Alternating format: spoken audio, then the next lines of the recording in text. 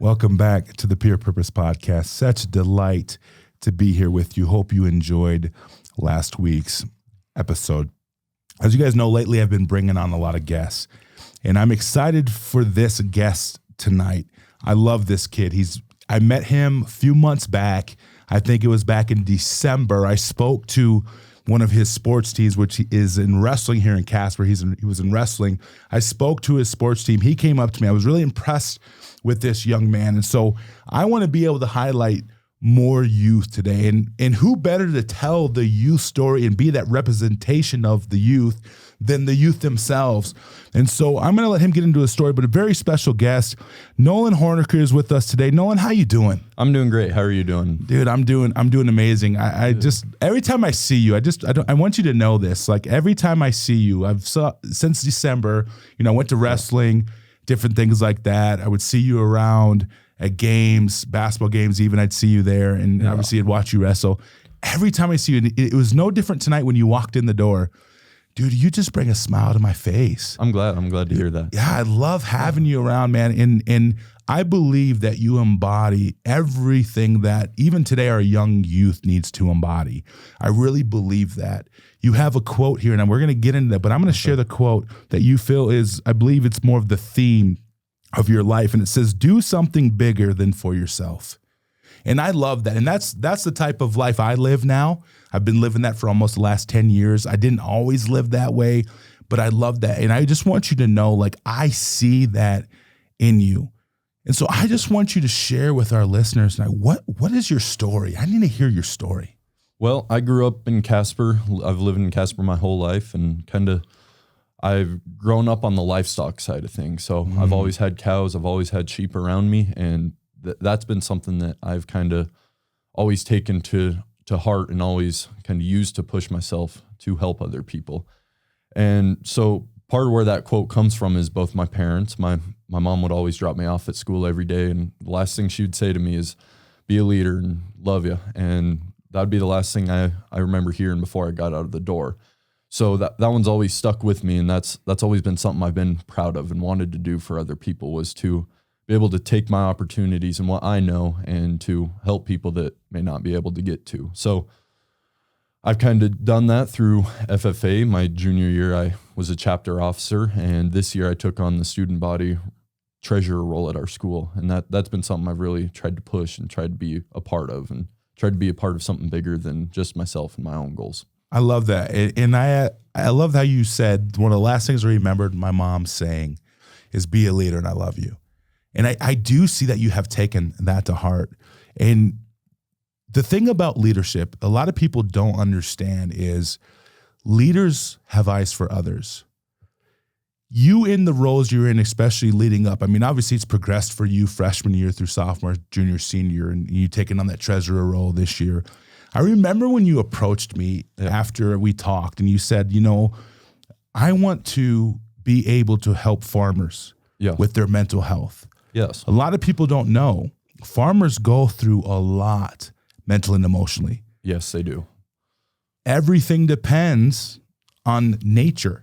Yep. Right? Yeah. And so it's one of those situations where people don't know what they go through. And we are so thankful for farmers. If it wasn't for farmers, we wouldn't be able to eat. Yes, they do. They do a lot for us. So. They do a lot. And so what is the biggest thing that you've taken away from just being a leader? What is the biggest thing that you've had to adapt to as you're going through the generation you're going through? One of the biggest things that I've kind of learned from student council especially is I came from a very Christian-based and kind of a strong household, and I wasn't hidden from all the real world events, but something that kind of coming into a public school, and I came from a Catholic school, private school growing up. So, I mean, my class wasn't huge, and we were all very similar. And coming to a public school, one of the big things I noticed was there's a lot going on in people's lives and stuff that I don't even know about. And that's one of the things that I've learned throughout the years. And that's kind of why I wanted to take on this student body role, was to be able to understand and to help more and help people with some of those problems and do what I can. And so that has kind of led me to try to do different things and try to help out in different ways. And like you brought up, the mental health of farmers and ranchers and agriculturists, that's always been something I've been passionate about and wanted to do. I love that. And I think you're gonna do that. I really do. You know, a lot of the things I see, one of the things that I really see for you is you take everything through the process. Yeah. You know that it's going to take time to get there. That is big in your generation. Yes. A lot of the young kids that I interact with, that you see on a daily basis, they want the finish line right now. Yep. And that's just not realistic, right? Life is a process. It takes a lifetime to get to where you want to go. Yeah. Right. Some seasons are going to feel amazing. Other seasons aren't. Right. And so being able to look at that, the process, I believe you're going to bring a lot to the young generation with that. When you've stepped into this role, yep. By the way, I commend you from coming from a Catholic school. I'm guessing that was up into 8th grade. Yes. 8th grade. We had a class of 12.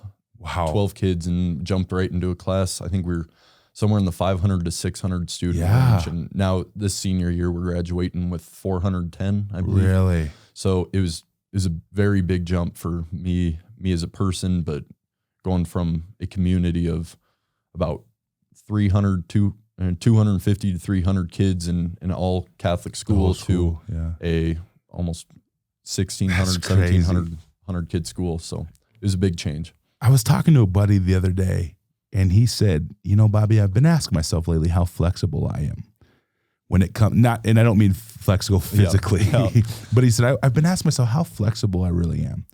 When things don't go my way, to me, that embodies flexibility. Yeah. You leave the Catholic school, you jump into NC right away, right? Class of 500 kids. Yes. And you really just blend in like you've been there forever. And that's what real selflessness looks like. Being able to say, I don't know what this all is going to what all is going to come from this, but I do know that I'm going to try to be a part of the solution and not the problem. Yeah. As you're navigating this as a leader in your young generation, how have you had to balance that and not over-giving to people that maybe aren't ready to get the help needed to move forward and get that resiliency? Yep. How have you had to balance that and been able to put up boundaries and basically, you know, put things in place to say, I can't do too much or I can't work on their life harder than them? How much have you been able to do that? Had to do that, balance that? I haven't noticed much of that yet, but kind of one of the things I've noticed in that is you see the people that want to learn and want to take in kind of your leadership and what you do, what you give for them. And I think one of those roles is you got to understand that some people might not want the help and might not want that kind of what you're offering them. And I've always been a strong believer that everyone can be a leader no matter what they do, even if you're a quiet leader, that can still be as strong as someone that stands in front and is a very strong leader. And that's something kind of I've always looked forward to and to try to instill in people and try to help people learn is to that you can be a leader, whether it's on a baseball team or any sports team, that you can go out and be a leader and do the right thing, and you don't have to kind of take on that powerful leader role. Absolutely. I love that. It's true. And I believe that too. I believe everybody can be a leader. I run a program in Colorado, and I have something called peer purpose leaders, where I identify students that have really taken to the program and made some strides. And I put them in a position where I say, hey, would you want to be a peer leader for me? And it's across the board. Yeah. It's not the athlete always. It's not, the prom queen, whatever you want to say. This is everybody. It's people that maybe most wouldn't look to as a leader in the school. But that is one of the biggest things. And I think what you just said is big for this young generation, to empower them to say anyone can be a leader. But you said something else that I really think is going to be powerful when this goes out, because you realize not everyone might want the help. Yeah. But the biggest thing is, where do they go when they do? and being that person for them. And I think that that's what you have really done. Yeah, and that's always been something I've tried to do for people, is to kind of be that comfortable person that when they need that leadership and when they need someone to talk to, that I will always be open no matter what. And kind of that's people aren't going to want to. There's some people that kind of not stubborn, but they're not going to want that help at the moment. But at some point, I feel like everyone needs to go to someone to help and maybe learn something from someone else. That's it. Go talk to them. And that's always been something I've wanted to do for people, and to be able to just be a friendly leader or a friendly person and be able to hold a conversation and have a good time. So good. So with that, we pour out a lot. Yeah. That's who we are. How do you fill yourself back up and continue to strengthen yourself so you don't become empty?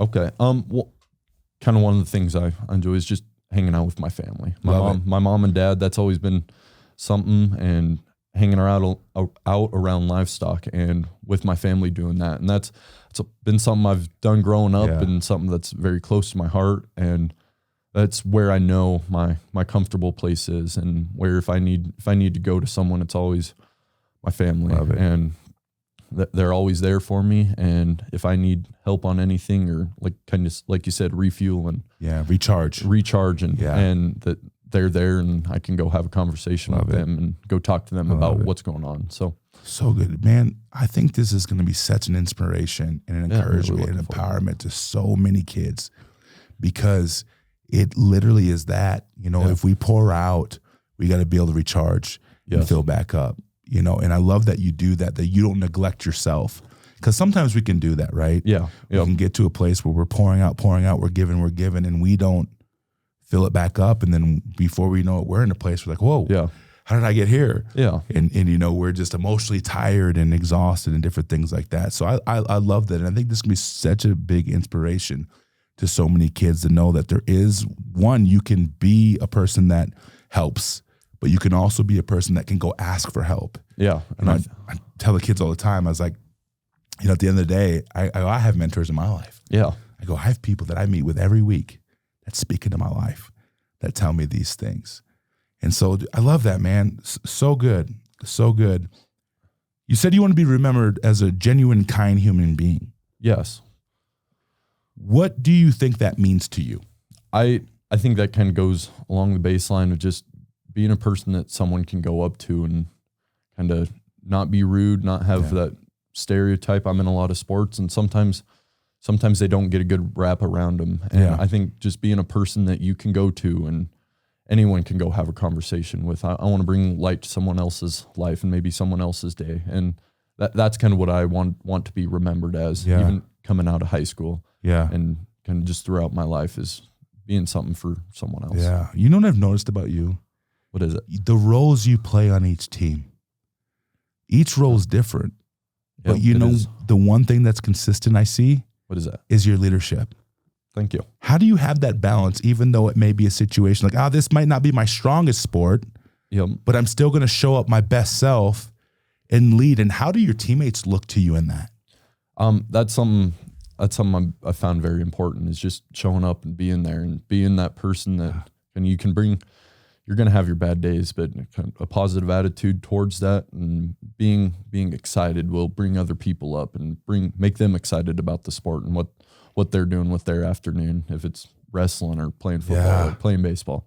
And so I think that's kind of important. And not always is it being kind of the leader and the loud person, but just doing the right thing. And doing the right thing. I'm a strong believer in doing the right thing. Absolutely. I love that. Well, I know your teammates benefit from you in that. Yep. And I'm sure, we could go down the list of many other people that would look at you and have amazing things to say about you. Yeah. As you're getting ready to enter young adulthood, that's crazy, right? Yeah. Time flies. As you pass the torch back, not necessarily to anyone, but just I'm moving on to my college years, young adulthood. I'm going to be, before you know it, it's going to be 22, 23, 24, 25, and I'm going to be looking at different aspects of your life. As you go forward, and you're getting ready to hand the torch off here Yes. in Casper. What are you most excited about with this young generation? I'm kind of just excited about those people that will be their leaders and kind of will be their strong people in their community and in their sport. And I look forward, whether that's being able to show that to sophomores or freshmen, or just having a good attitude in school and being able to do the right things in school and right things in your community and around your family and in sports. And I'm a strong believer in that. And that's kind of something I look forward to, is those people that will take those roles. Yeah. Whether it doesn't have to be the loud person, but they can just do the right thing in the back. And I'm a strong believer that they will, and they'll be an important part of our kind of younger generation. And do you think you see a lot of that right now? I am seeing that. I think that's something that I'm proud of, especially wrestling and in baseball, that we have kids coming up that are freshmen and sophomores that are taking us on a strong role, and they're working hard, and you can definitely tell that, and they're coming into the room or the field with a strong attitude and happy and excited to be there. And even in student council and FFA, there's always younger people that they're trying to strive to be better, and they're trying to help even middle schoolers. They're trying to help them be the best that they can and use what they know to help other people. That's awesome, man. Nolan, what's the biggest myth about this young generation that people think maybe it's one thing, but it's actually not that? What would you say? I think it's that kind of we're getting lazier. I hear that a lot, and I do too. Yeah, and I don't believe that either. Yeah, I don't believe it at all. And I don't believe that, because there's a lot of people that are out there and being active, and I think it's kind of getting stereotypical. But I think that there's a lot of kids that are working their butt off, and they're trying to be the best that they can, whether it's through sports or FFA or student council or anything that they do, that they're trying to be the best that they can be. Yeah. And that's something I think is going to be a strong myth, but will change over the years. Yeah, absolutely. When I have a theory on that too. It's not laziness. Yep. It's what it is there's a lot going on in a teen's life today that's hard for them to navigate through. I agree with that. And a lot of it is just they don't know what to do, so some of them don't do anything. Yeah.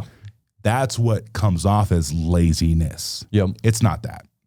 It's the fact, I think a lot of it has to do with just, I think there's a little bit more tools they need to become more emotionally resilient, more mentally resilient, and be able to actually navigate the things that happen in life. Because you're going to live some life as you go through, right? There's going to be things thrown at you. There's going to be problems. I wish every day was amazing days, but it's just not, it's not true.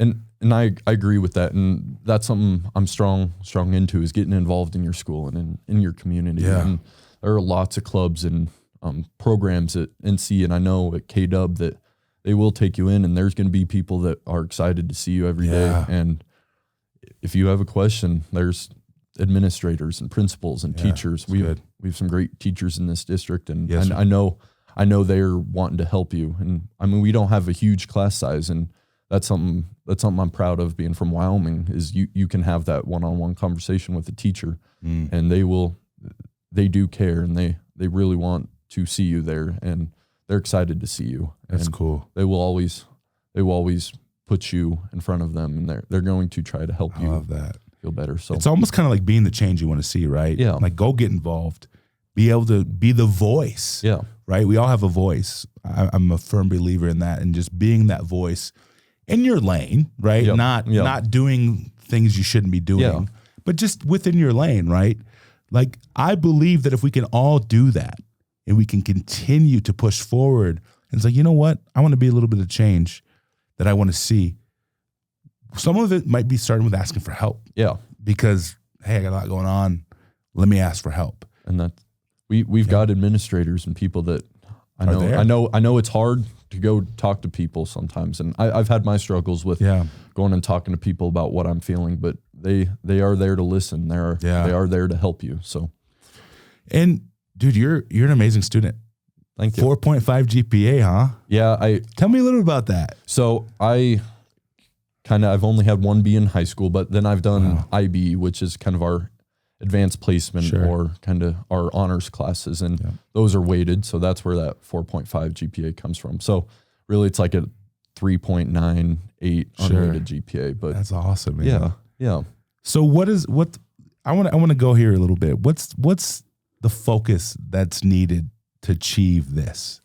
I think a lot of it is you can be busy in your sports, and I was a three sport athlete, and I was in different clubs, and the classes is finding joy and I think one of the biggest things that I've learned through school and to accomplishing those grades was find people that you enjoy going to class with every day, and people that bring light to your life, that you're excited to go see them in the morning or even in the afternoon when you're getting tired and classes are getting hard. And I mean, that doesn't help with the work ethic that goes into it, but I think that's something that can definitely relieve a lot of stress and relieve a lot of that kind of burden that comes with those classes and grades and achieving those high grades. So just being balanced. And those people are there, especially in kind of what I've noticed in the honors classes, is everyone's there to work hard, and they're trying to do the best that they can. And when you have those similar interests with people, you feel like you click and you really get along. And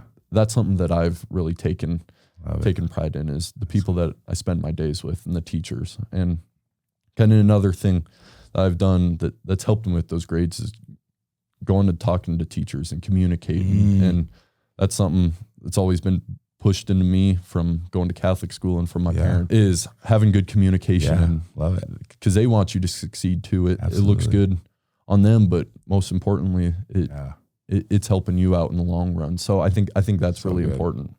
You know, and that's just, it comes down to communicating. You know, I stored a little story that early this year, I had a kid approach me in one of my schools, and they were super nervous because of eligibility. Eligibility drops every week.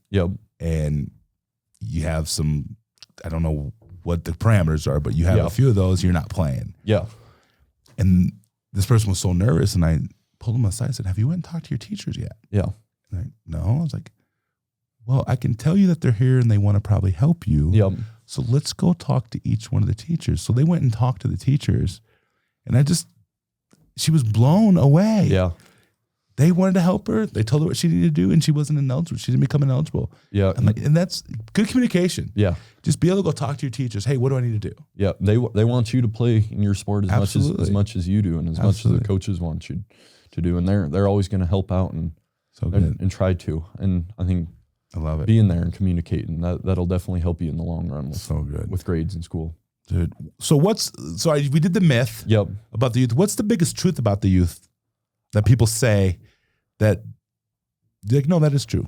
I think that kind of one of the stronger truths that I've seen in our community is that we've got some strong leaders. There are kids that are going to lead into the next generation, and to be able to teach the next generation about what's going on, and kind of, we're coming in a new day with social media and mental health, and that's definitely becoming not new, but I see more aware in our schools. More awareness. There are people that are learning that and are going to be that leader in a school, or even just a community. That's awesome. So cool. I have a question that I always ask on this show. I don't tell people beforehand. I'm going to do it with you.